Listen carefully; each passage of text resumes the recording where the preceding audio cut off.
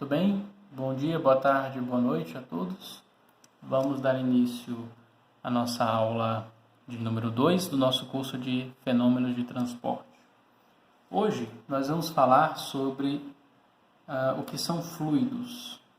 Na aula passada a gente falou a respeito do que era fenômeno de transporte, né? Vimos os 3 tipos de transportes que a gente vai trabalhar aqui e vimos também alguns conceitos básicos, tá? E hoje nós vamos começar a falar de fluidos, porque os fluidos eles são muito interessantes para nosso estudo aqui.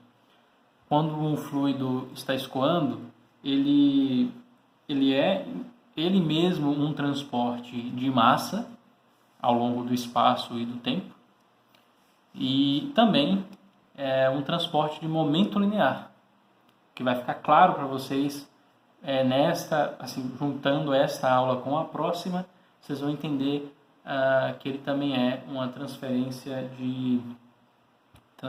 de momento linear. Então, é muito interessante o estudo dos fluidos, justamente porque envolve esses 2 tipos de transferência, tá? Bom, mas então o que é um fluido, tá? Bom, a definição de fluido é interessante quando a gente coloca ao lado da definição de um sólido, que talvez assim fique mais fácil de a gente compreender a distinção entre as coisas. Então, por exemplo, vamos pegar aqui uma situação em que a gente tem um sólido que está sobre uma superfície, tá? Então, uma caixa aqui, né? É um sólido que em cima dele nós temos aqui uma chapa que está grudada perfeitamente a esse sólido. Então, se eu mover essa chapa, eu vou também mover o sólido. Então, o que eu vou fazer aqui? Eu vou fazer o seguinte teste. Eu vou aplicar uma força, vou chamar aqui de uma força F, aqui para a direita, na nossa placa que está aderida ao nosso sólido. Então, aqui nós temos o nosso sólido, que está aqui sobre essa superfície. Então, o que vai acontecer quando eu aplicar essa força nesse sólido?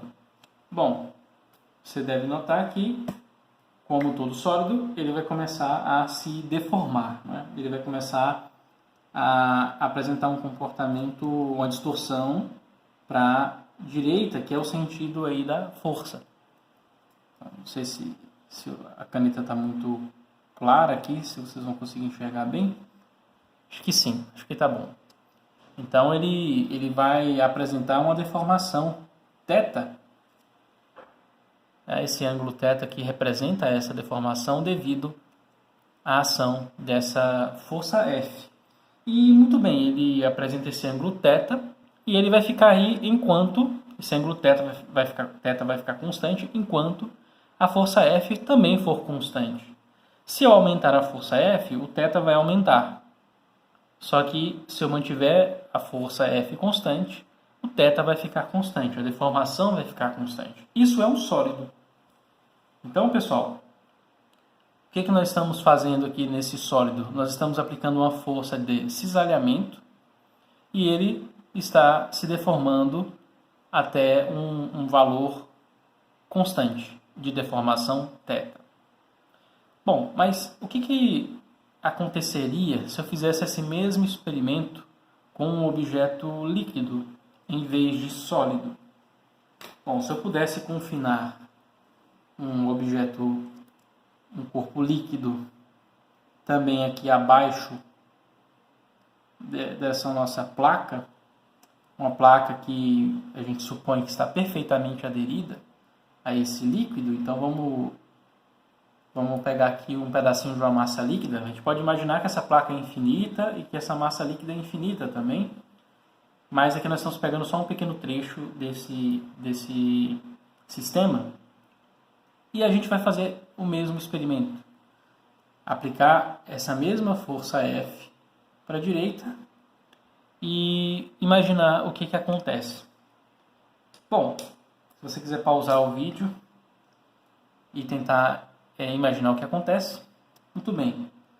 Se você respondeu que ele vai se deformar, ótimo, perfeito. Ele vai se deformar como o sólido também se deforma. Porém, essa deformação do líquido, ela vai ser contínua. Ela vai continuar acontecendo. Então, eu tenho uma certa deformação θ1 em um instante de tempo t1. Depois eu tenho uma outra deformação θ2 após um instante de tempo t2. Então, com o passar do tempo, o que vai acontecer é que o meu líquido ele vai se deformando, se deformando, se deformando continuamente. Enquanto no primeiro caso do sólido, a variação do θ com o tempo era zero, ou seja, o θ era constante com o tempo, o sólido é um corpo rígido. Enquanto acontecia isso no corpo rígido, sólido, no corpo fluido, por exemplo, esse líquido, a deformação ela não é mais constante, ela é contínua com o tempo.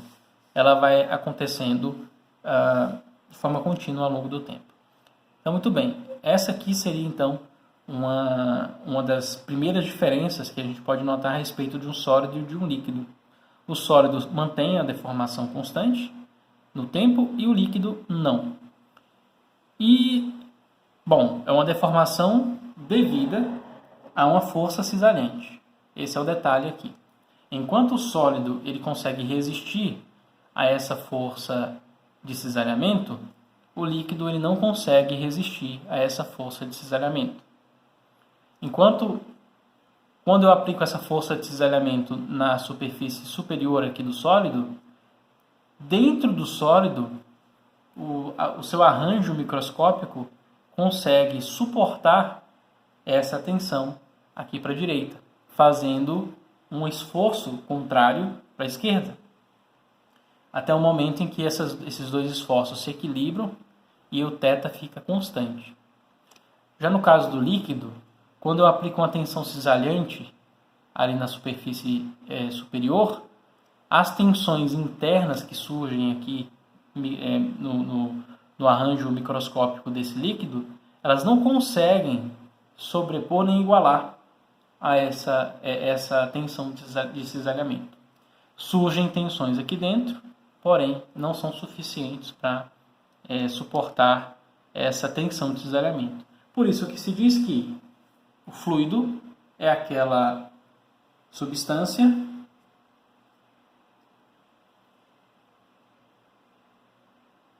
que não resiste a tensões cisalhantes, diferente do sólido, que resiste.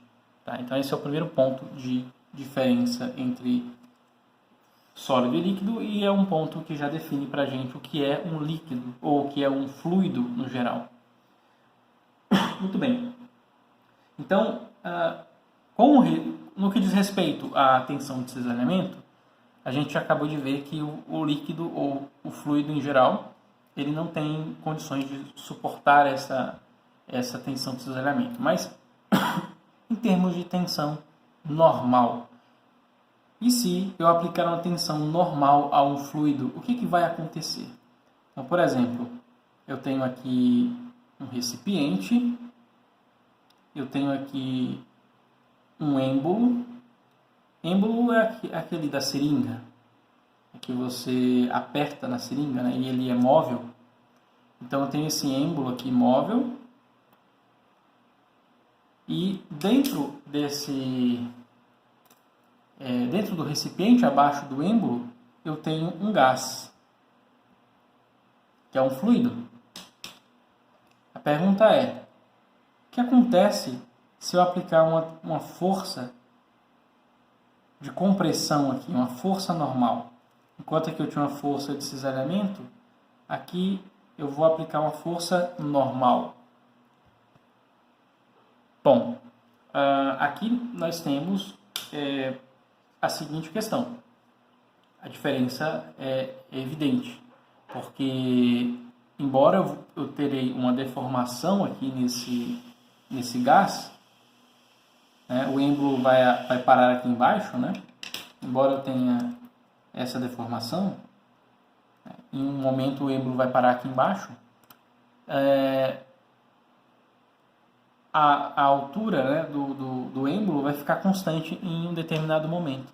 Vai chegar um instante em que o gás vai ficar aprisionado aqui dentro e a pressão vai ser alta e você não consegue mais deformar esse gás. Se eu tiver um líquido aqui dentro, isso é mais evidente ainda, porque dificilmente você vai conseguir comprimir um líquido, justamente porque as forças, né, internas do líquido, elas suportam bem a compressão. No gás, essas forças internas do gás não suportam tão bem a compressão e por isso ele vai sendo comprimido até um certo limite, onde essas forças já chegam a um valor suficiente para contrabalancear essa força normal que tem aí. Então, no caso dos fluidos, quando eu aplico uma tensão normal, eles têm sim a capacidade de resistirem a essa força. Mas eles não têm a capacidade de resistirem a forças cisarentas. E é por isso que eles fluem, porque a sua deformação é contínua ao longo do tempo. Eles não se estabilizam em uma deformação fixa, como um sólido consegue fazer. Então, pessoal, devido a essa força normal, o fluido ele vai se deformar até um certo limite e então ele vai, se a força ficar constante, ele vai se estabilizar e vai resistir a essa força. Muito bem. Então, pessoal, todos os fluidos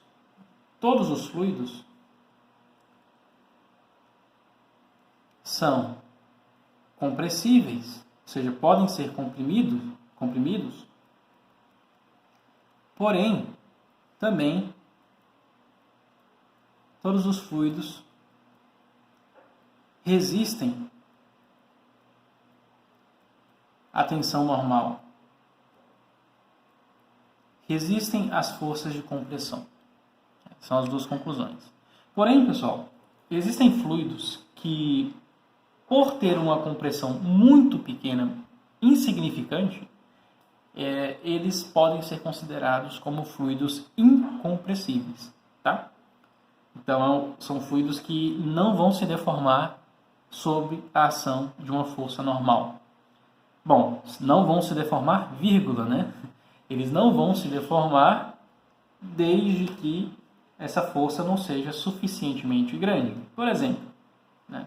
Se você pegar uma seringa e encher de água e você tentar apertar essa seringa no seu dedo, né, com a seringa fechada, o que vai acontecer é que você não vai ter força suficiente para conseguir apertar essa seringa, conseguir comprimir a água que está ali dentro dela.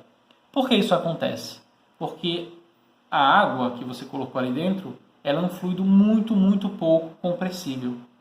Então, a força do seu dedo não é suficiente. Na verdade, para você conseguir comprimir uma seringa de água, você precisaria de uma força absurdamente grande para você conseguir fazer isso. Então, é muito difícil você comprimir um líquido. Por isso que, normalmente, os líquidos são considerados incompressíveis. Tá? Do ponto de vista prático, eles são incompressíveis. Mas, do ponto de vista do que é correto dizer, né? Todos os fluidos são compressíveis. Mas líquidos, em geral, na prática, são incompressíveis. Enquanto os gases eles são compressíveis, na maioria das situações. Quando eles estão a baixas velocidades, eles podem ser considerados incompressíveis. Mas quando eles estão a altas velocidades, você já vai ter que considerar a compressibilidade desses gases, né? Então, por exemplo, o ar se movendo dentro de uma tubulação de uma indústria a uma velocidade muito baixa, pode sim ser considerado um fluido incompressível, porque a velocidade ali é baixa. Porém, se o ar for o ar que passa sobre a asa de um avião, que voa a uma velocidade muito alta, então esse ar já não pode ser considerado mais incompressível, porque a velocidade dele é muito alta. Isso faz com que o efeito da compressibilidade fique mais evidente e na prática você já não possa desconsiderar esses efeitos da compressibilidade. Nós vamos ver muitos fluidos incompressíveis aqui, nós vamos ver nesse curso todo o tratamento necessário para você estudar e calcular e prever os fluidos incompressíveis, como também nós vamos ver uma pequena introdução de como a gente vai lidar matematicamente com fluidos compressíveis, tá? Então, lembrando essa definição, compressível são todos os fluidos, porém, na prática, a gente pode chamar alguns fluidos de incompressíveis, especialmente líquidos e gases a baixas velocidades. Tá certo? Bom, e outra característica interessante dos líquidos é que eles se moldam, né, aos recipientes. Ou líquidos ou gases, né, os fluidos em geral, não importa o formato do recipiente, se você encher de líquido, ele vai, ou de fluido, ele vai tomar aquele formato, né? Posso desenhar vários formatos aqui, né? E a gente pode imaginar que o líquido assume esses vários formatos. Posso fazer um formato assim, né, meio estranho. O líquido ele vai se conformar a esse recipiente. Então, enfim, os líquidos têm essa característica.